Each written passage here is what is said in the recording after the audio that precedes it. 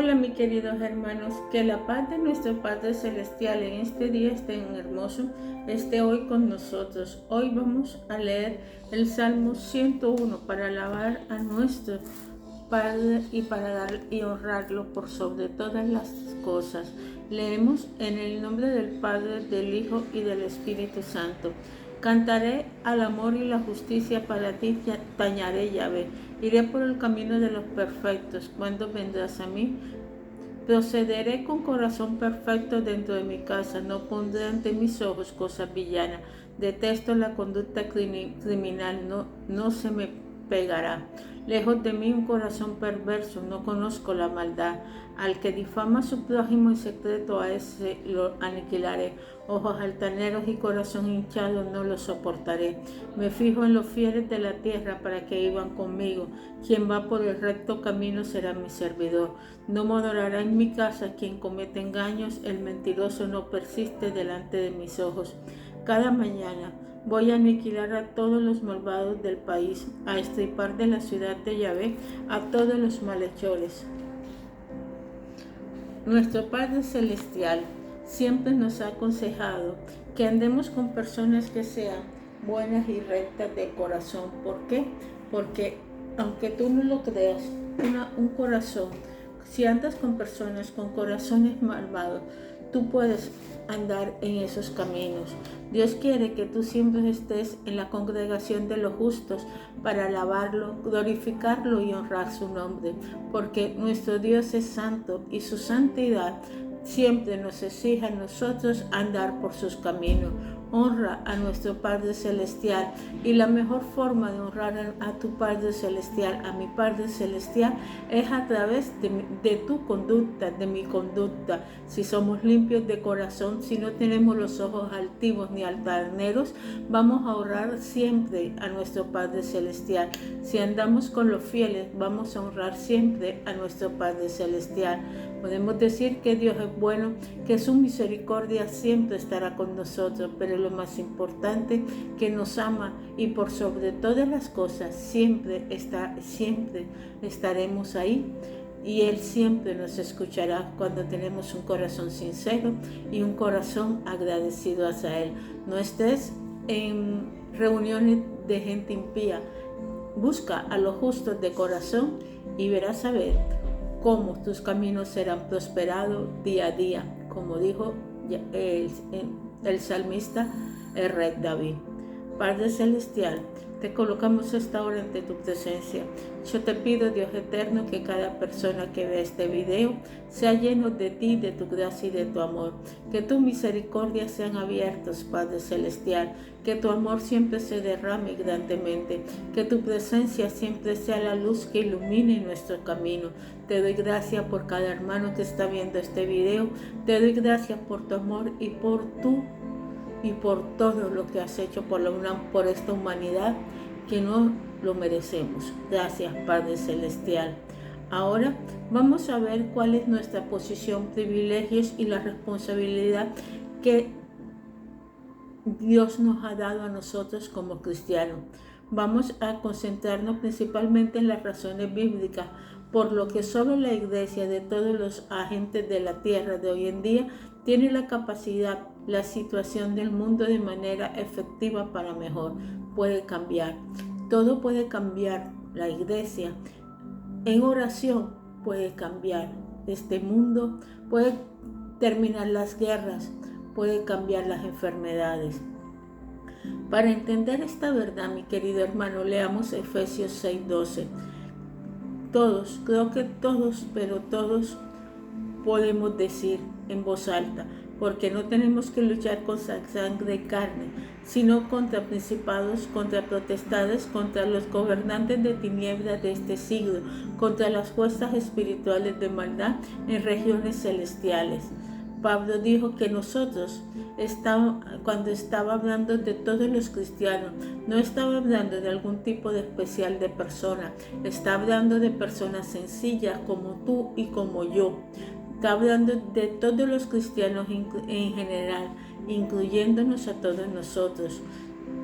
Cuando estudiamos el griego, o cuando leemos estos pasajes, más bien estudiamos el griego, nos gustaría redactar de pronto estos versículos de una forma que se adhiere a un significado más original y que lo hace más gráfico, porque no tenemos que luchar contra carne y sangre, sino contra principados, gobernantes, contra potestades, autoridades, contra los gobernantes mundiales de la presente oscuridad, contra espíritus de rebeldía en lugares celestiales o las regiones celestiales.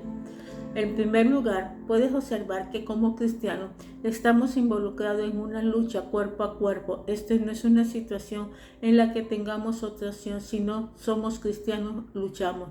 No tenemos decisión en este asunto. Es necesario, cuando usted se hace cristiano, automáticamente se ve envuelto en un tremendo conflicto, mi querido hermano espiritual, que abarca todas las esferas. Creo que este cuadro de lucha que Pablo tomó de los antiguos Juegos Olímpicos es particularmente significativo. ¿Por qué? Porque la lucha es más intensa, es más exigente, es más completo de todos los conflictos. Demanda a la persona al completo esfuerzo, un esfuerzo máximo, y eso es exactamente lo que ocurre en el ámbito espiritual. Es un conflicto total con espíritu, alma, cuerpo y todos involucrados en una potente batalla contra las fuerzas espirituales invisibles en el ámbito espiritual. Observa el énfasis en que no estamos luchando contra seres humanos o personas de cuerpo y sangre. No estamos luchando contra alguna persona en el trabajo o contra cristianos o un oponente político, ni tan siquiera contra un dictador de alguna nación extranjera. Nuestra lucha no es contra personalidades humanas. Estamos luchando contra fuerzas espirituales, personalidades espirituales. Son personas, pero son personas espirituales, personas sin cuerpo. Estas personas espirituales existen en un ámbito invisible, no es visible para el ojo natural. Sin embargo, su ámbito es absolutamente real, de hecho más real de lo que es el mundo visible. El apóstol Pablo dijo, pues las cosas que se ven son temporales, pero las que no se ven son eternas. Las cosas que podemos ver son temporales, son transitorias, lo dijo en 2 Corintios 4:18. Las cosas que podemos ver son temporales, son transitorias, son inestables, pero las cosas de la realidad invisible, espiritual, son siempre permanentes. Las cosas visibles, temporales pasarán, pero las cosas espirituales, invisibles, eternas, seguirán siempre seguirán continuando. Efesios 6:12, que nos dice que estamos involucrados en una lucha cuerpo a cuerpo, tremenda, contra fuerzas invisibles que dictan y controlan el curso de los acontecimientos mundiales desde una posición en los lugares celestiales. Esto es lo que la palabra de Dios dice, como leemos en 1 de Juan 5:19, y el mundo entero está bajo control del maligno. La versión Reina Valera de 1960 lo traduce así, pero una traducción más precisa es: mundo entero está en el maligno. En otras palabras, el mundo entero está en el regazo de Satanás o en el diablo. Él es el gobernador del mundo. Él y las fuerzas que están con él en rebelión contra Dios son los gobernantes de esta presente oscuridad. Pablo habló de este hecho en Efesios 2, hablando a cristianos, y dijo: y Él os dio vida a vosotros cuando estabais muertos en nuestros delitos y pecados, en los cuales anduvisteis en otro tiempo, siguiendo la corriente de este mundo, conforme al principado de la potestad del aire, el espíritu que ahora opera en los hijos de la desobediencia, entre los cuales también todos nosotros vivimos en otro tiempo con los deseos de nuestra carne, haciendo la voluntad de la carne y de los pensamientos, y éramos por naturaleza hijos de la ira, lo mismo que los demás. Efesios 2:1-3. Pablo dijo que hasta que no acudamos a nuestro Señor Jesucristo y fuimos convertidos, estábamos en la misma condición de todas las demás personas no redimidas en el mundo. Estábamos bajo el control del príncipe de la potestad del aire, el espíritu del aire, el espíritu de las autoridades del aire. príncipe de la potestad del aire es uno de los títulos de Satanás que trabaja en toda la humanidad no regenerada, inconversa y desobediente. Él domina y controla a las personas a través de los deseos de la carne de nuestra mente. Por favor, observa que Satanás domina al intelectual rebelde tanto como domina a la prostituta o al alcohólico. Él domina y controla toda la humanidad inconversa y no regenerada mediante fuerzas espirituales invisibles que controlan su mente y sus deseos carnales. Satanás no solo es llamado el príncipe de la potestad del aire, sino también que se llama el príncipe de este mundo. Jesús lo llamó así 3 veces. Juan 12, 31, 14, 30, 16, 11. Él es el Dios de este siglo, como lo describió el apóstol Pablo en 2 Corintios 4, 4. Este gran gobernador de fuerzas invisibles de las tinieblas ha desplegado multitudes innumerables de espíritus malvados que están todos ellos trabajando bajo su control contra Dios y contra el bienestar de la raza humana. Como cristianos, usted y yo estamos llamados a tratar con Satanás y con las fuerzas que actúan en él. ¿Cómo se produjo esta situación de conflicto espiritual? En primer lugar, mediante la rebelión de Satanás en el cielo, y en segundo lugar, mediante la rebelión del hombre en la tierra. La humanidad se ha convertido en súbita y esclava de Satanás, no mediante la orden del Cordero, sino mediante la rebelión del hombre. El hombre se puso de parte de Satanás contra Dios y así se hizo a sí mismo súbito de Satanás. Hasta que entendamos esta realidad, no podemos comprender la verdadera situación del mundo actual. Por lo tanto, detrás de la realidad visible está la realidad invisible. Detrás de las fuerzas con las que estamos familiarizados y de las que los periódicos nos confirman cada día, situaciones sociales, situaciones económicas, situaciones políticas, situaciones internacionales, etc. Detrás de todas estas circunstancias, dominándolas, controlándolas y dirigiéndolas, hay fuerzas espirituales invisibles. Claramente están dirigiéndolas todas hacia el mal, hacia la rebelión contra Dios y hacia la destrucción. Sin embargo, es privilegio de usted y mío, ser su responsabilidad y la mía, intervenir y cambiar esta situación.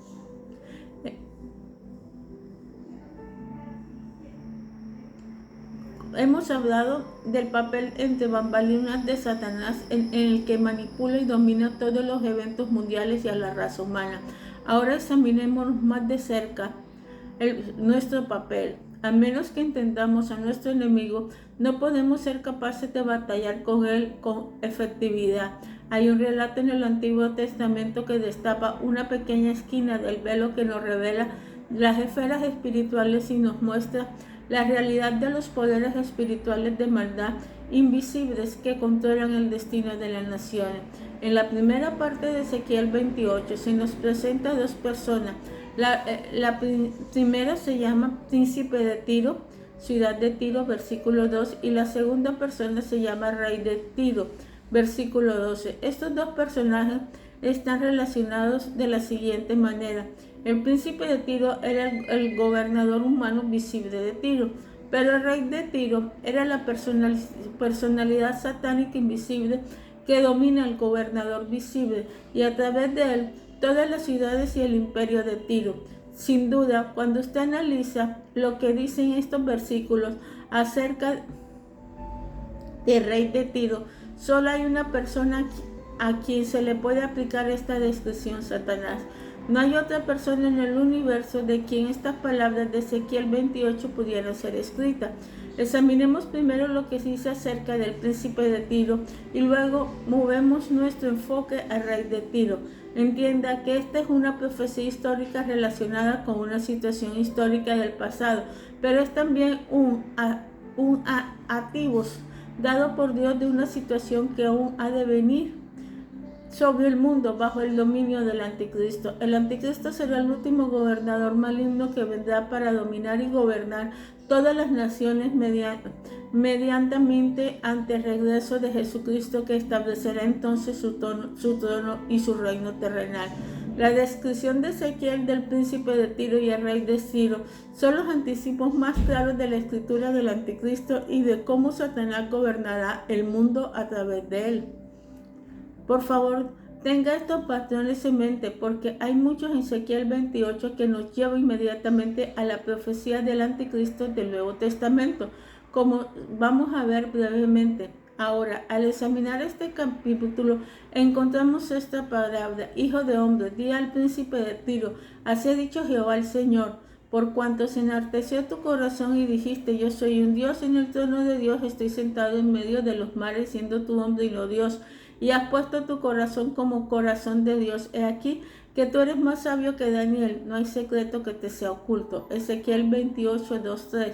Ser más sabio que Daniel es ser bastante sabio. Es importante observar que Satanás puede hacer que un hombre sea más sabio que Daniel. El pasaje continúa: con tu sabiduría y con tu prudencia has acumulado riquezas y has adquirido oro y plata con tus tesoros.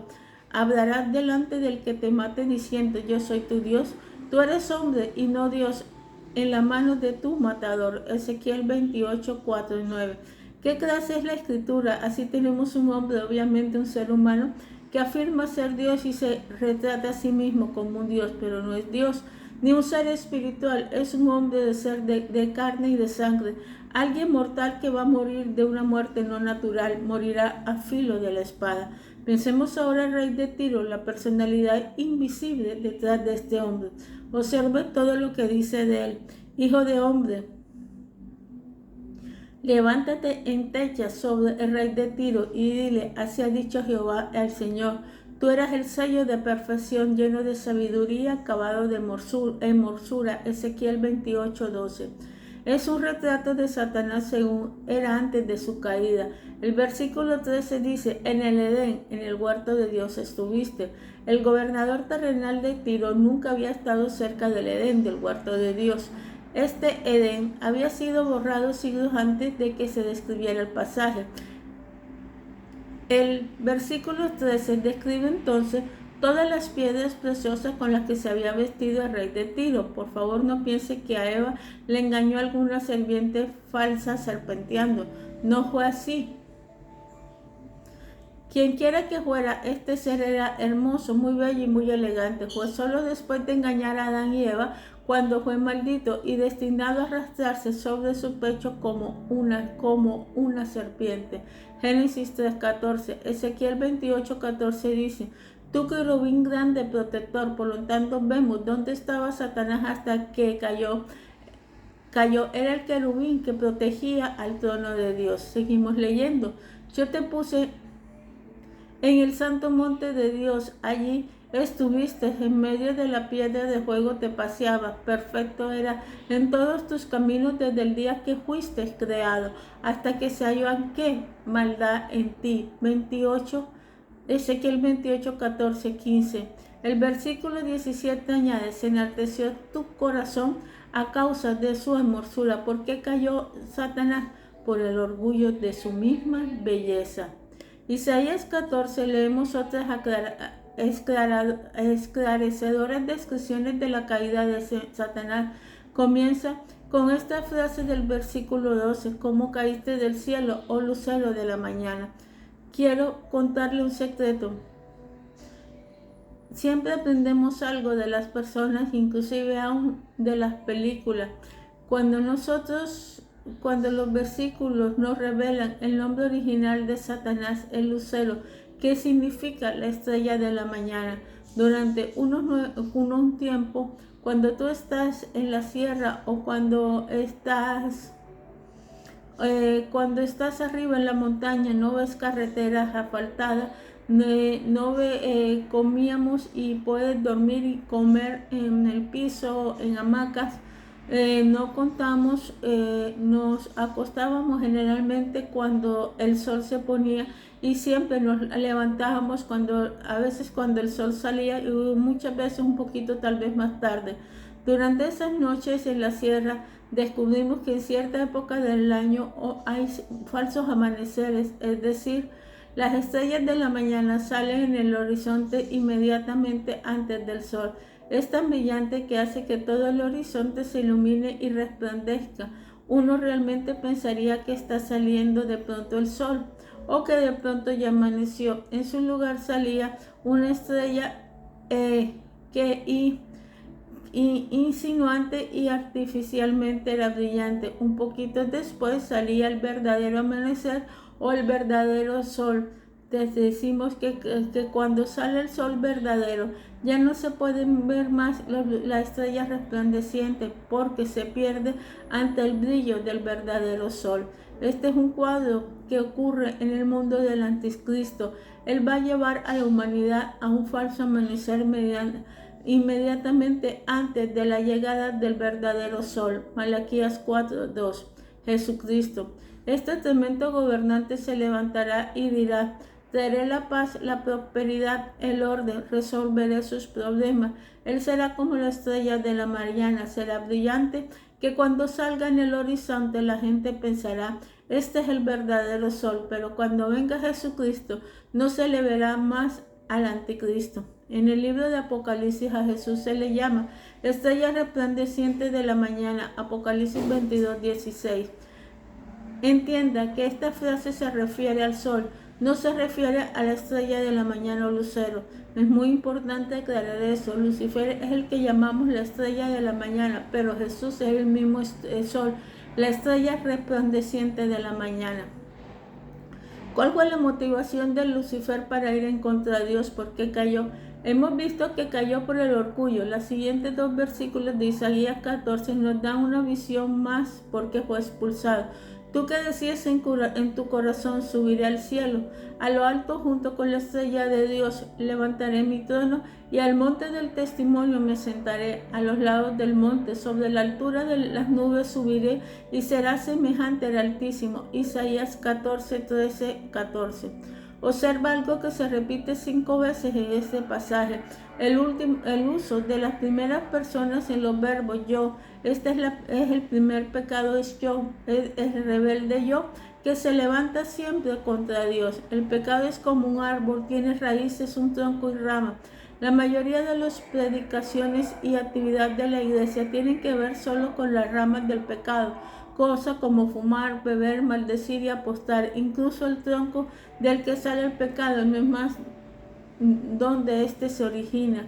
El origen del pecado es el ego, es el yo, el que se rebela contra Dios, es la raíz del pecado. Justamente antes de que Jesús acudiera a Juan el Bautista para ser bautizado y comenzara su ministerio terrenal, Juan le dijo a los líderes religiosos del momento: y yo también, el hacha está puesta a la raíz de los árboles. Mateo 3:10, Lucas 3:9. El Nuevo Testamento es radical. Radical significa que va a la raíz. Poner el hacha en la raíz es el trato radical de Dios con cualquiera era o dispensación. Jesús dijo: si alguno quiere venir en pos de mí, niéguese a sí mismo. Mateo 16:24. Esta frase describe el primer paso: cortar la raíz del yo. No se puede ser un cristiano hasta que se haya negado su yo.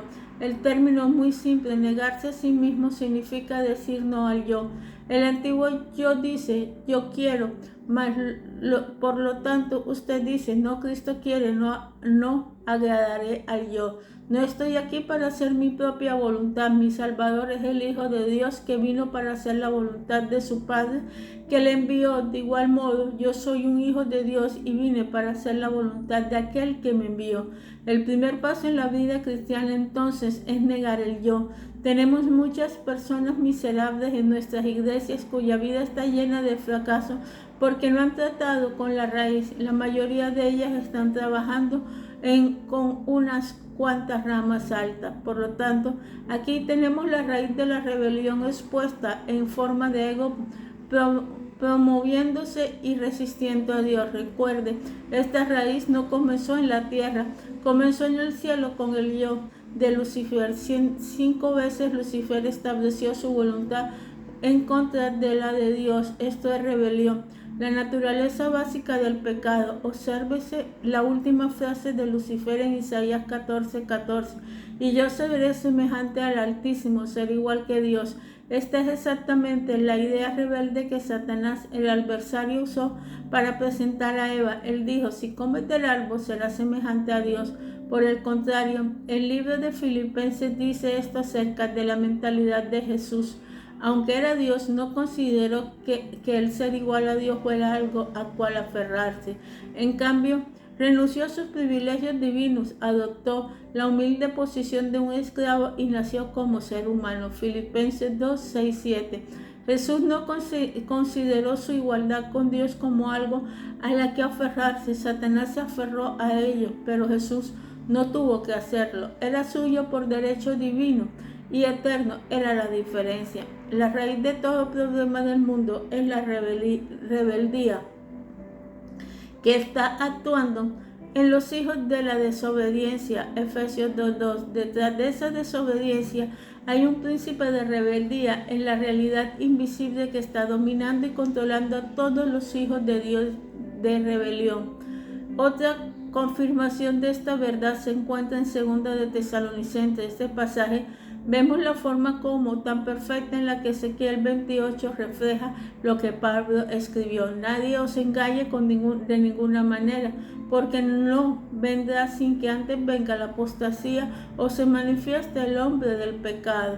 En algunas tradiciones se dice hombre de anarquía, el hijo de perdición, el cual se opone y se levanta contra todo lo que se llama Dios o es objeto de culto, tanto que se sienta en el templo de Dios como Dios, haciéndole pasar por Dios. 2 de Tesalonicenses 2, 3, 4.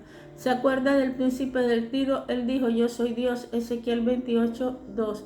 Pero Dios dijo: en verdad tú eres un hombre y morirás como hombre. Así hemos visto el tipo y el antitipo, el Antiguo Testamento y el Nuevo. Pero detrás de todo esto está la verdad de que el mundo espiritual de verdad invisible domina a todos aquellos que aún son hijos de desobediencia. Efesios 2:2. Por lo tanto, hijos de la ira. Versículo 3. Pero ¿qué hacemos nosotros?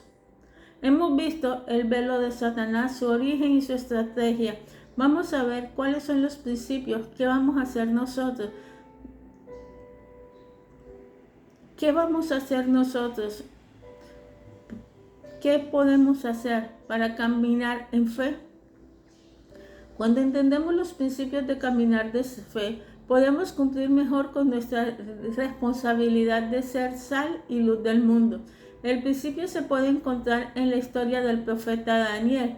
Encontró en forma de oposición espiritual. Esta narrativa comienza con la frase sencilla de Daniel: en aquellos días yo, Daniel, estuve afligido por espacio de 3 semanas. Daniel 10:2.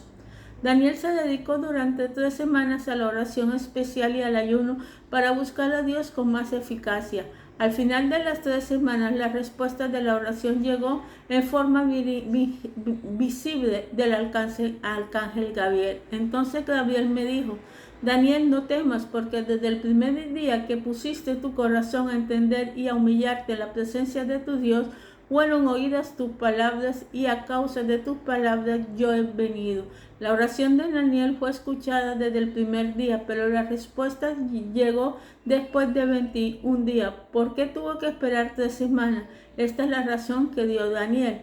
Mas el príncipe del reino de Persia se me opuso durante 21 días, pero he aquí Miguel, uno de los principales príncipes, vino a ayudarme y quedé allí con los reyes de Persia.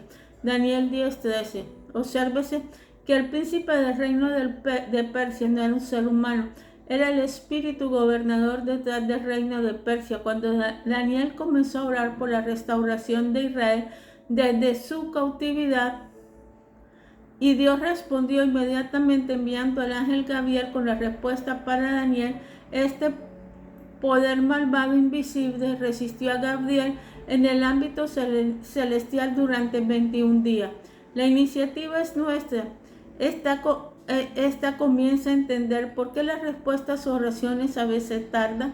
Puede ver que igual que Daniel, usted está involucrado en una guerra espiritual. El relato anterior señala un hecho tremendamente importante. Fue la oración de Daniel en la tierra la que hizo que los ángeles movieran el cielo. Amigo, la iniciativa es de la iglesia, no es de los ángeles. Los resultados dependen de que nosotros hacemos. Los ángeles son espíritus ministradores enviados para servicio a favor de los que serán herederos de la tierra. Hebreos 1:14. No estamos esperando ángeles, los ángeles no están esperando a nosotros. Cuando usted comienza a orar, provoca a los ángeles, y no solo a los ángeles buenos, sino también a los malos cuyo gobierno usted está interrumpiendo. Quizás haya comenzado a descubrir de cierto qué es esto. Obsérvese que fueron las oraciones de Daniel lo que abrió el camino para que llevara el ángel Gabriel. ¿Entiende lo que tenemos que hacer? En relación con la guerra, la mayoría de los cristianos se dibujan a sí mismos como pequeños ratones, pobres, débiles, miedosos, cobardes, amordecidos, expulsados de su nido, tan solo esperando regresar lo más rápidamente que puedan. Amigos, nosotros somos los gobernantes, somos el pueblo de la iniciativa. El mundo nos está esperando. Tanto el mundo invisible como el visible somos el pueblo que al final decidirá el destino de las naciones. Nosotros somos la sal de la tierra, somos la luz del mundo. Debemos darnos cuenta de que no somos insignificantes, somos el pueblo más importante del mundo hoy. Usted no puede ser cristiano y no ser importante, usted es importante. Los resultados dependen de usted. Durante demasiado tiempo he estado esperando que otra persona haga con respecto a los problemas del mundo. La iglesia ha tenido esta actitud durante siglos. Bueno, si Satanás ataca, quizás puedo aguantar. Es el tiempo de dejar de esperar que Satanás tome la iniciativa y en cambio toma la iniciativa contra él. Es el momento de decirle a Satanás la presión de que si la iglesia ataca, él no puede aguantar. Debemos pensar en la acción, y esto no terminar hasta que hagamos depende de nosotros. Entre cortinas, veamos algo más de la historia de Daniel que debemos aprender. Cuando el ángel estaba dejando a Daniel, dijo: ¿sabes por qué he venido a ti? Pues ahora tengo que volver para pelear contra el príncipe de Persia, y al terminar con él, el príncipe de Persia vendrá. Daniel 10:20. El siguiente gran imperio después de Persia fue Grecia. Detrás de cada uno de los imperios había una personalidad espiritual llamada príncipe del imperio de Persia y príncipe del imperio de Grecia. Había una guerra en los cielos para abrir el camino a fin de que Israel, el pueblo disperso de Dios en el exilio, regresara a su tierra. Tanto el reino de Persia como el de Grecia estaban involucrados. Detrás de todo lo que ocurría en el ámbito histórico y político estaba el conflicto del mundo espiritual. Este conflicto, las oraciones del pueblo de Dios en la tierra eran decisivas. El mismo principio es totalmente válido hoy en día. El mundo espiritual invisible decide el curso de la historia, decide los resultados políticos y sociales y económicos. El ámbito espiritual es donde se zanjan los asuntos, y el factor clave para zanjar estos asuntos es la iglesia de Jesucristo en la tierra. Hay otra razón principal por la que somos la sal de la tierra y la luz del mundo, como dice ciertamente las Escrituras. Somos el cuerpo de Cristo, Efesios 1:22-23. Y Jesucristo actúa a través del cuerpo. Dios no dejará a un lado a su Hijo Jesucristo porque sería deshonrarle. De igual modo, Él no dejará a un lado a la iglesia porque es el cuerpo de su Hijo. En su soberanía, Dios se ha limitado a sí mismo a hacer a través de la iglesia las obras más importantes que se deben realizar. Y las iglesias somos tú y yo. Un cuadro adicional de la actividad en el ámbito espiritual lo podemos ver en el capítulo 24 de Isaías. Este pasaje refleja un juicio final tremendo y climático que cerrará esta era. En un tiempo en el que toda la tierra se tambalea de aquí para allá, se pondrá todo boca abajo y será sacudida como una casita de campo o una choza en un terremoto. La venida del Señor en gloria se describe como algo que ocurre a la conclusión de este periodo. Isaías 24:21. Acontecerá en aquel día que Jehová castigará el ejército de los cielos en lo alto y los reyes de la tierra sobre la tierra. Aquí volvemos a ver dos ámbitos: los reyes de la tierra y el ejército del cielo. que va a ser castigado por Dios. Así es, detrás de lo invisible está lo visible, detrás de lo natural está lo espiritual, y lo que ocurre en el mundo espiritual es decisivo. Cuando usted tiene la victoria en el mundo espiritual, tiene la victoria, punto. Todo lo que acontece después en el plano natural, social e histórico es un resultado de lo que ha ignorado el ámbito espiritual. Por eso la Iglesia es totalmente capaz de cambiar el curso de lo natural y lo histórico. Lo único que necesita es que nosotros aseguremos las victorias en las esferas espirituales. Padre Celestial, te damos gracias, Dios eterno, por todo lo que tú has dado. Te damos gracias, Señor, porque nos has mostrado la importancia que nosotros somos, que nosotros podemos transformar y cambiar los ambientes a nivel mundial. Querido hermano, en este momento te invito a que ores, a que transformes tu país, tu ciudad, a que transformes tu familia a través de la oración. Te invito que el amor de Cristo siempre se derrame en ti, que sus misericordias siempre sean en este momento esparcidas por toda la tierra. Espíritu Santo, Señor, guíanos en oración para esta guerra que estamos enfrentando. Ayúdanos, Padre Celestial, a estar en ti. Ayúdanos siempre a seguir tus caminos, pero más importante, ayúdanos, oh Dios eterno, misericordioso, Padre Celestial, a estar en tu presencia. Oh Dios eterno, Señor, guíanos. Controla nuestro ego, controla nuestro yo, que lo más importante en nuestra vida seas tú. Te lo pedimos en el nombre de Jesús de Nazaret. Padre Celestial, oh Dios eterno, Señor, te pongo cada persona, Señor, para que seas tú ayudándolos, bendiciéndolos y revelándote a ellos. En este momento, Padre Celestial, te coloco también, oh Dios eterno, misericordioso, la iglesia, para que la iglesia tenga un despertar hermoso, Padre Celestial. Busque tus armas y nos paramos siempre al pie de la lucha y al pie del cañón. Dios eterno, gracias por todo lo que nos das. Gracias por tu amor y tu misericordia. Si quieres contribuir con este ministerio, lo puedes hacer si estás en Colombia a través de Nequi, de Bancolombia, Nequi, en la cuenta 310-601-6670. Si estás en el exterior, lo puedes hacer por paypal@elbadiseo. Si quieres comunicarte con nosotros, los puedes hacer para algún consejo, alguna oración o para hablar con nosotros. Si lo deseas hacer, lo puedes hacer al +57, que es el indicativo 310-601-6670. Que la bendición del Todopoderoso te ayude y nos guíe. Amén y amén.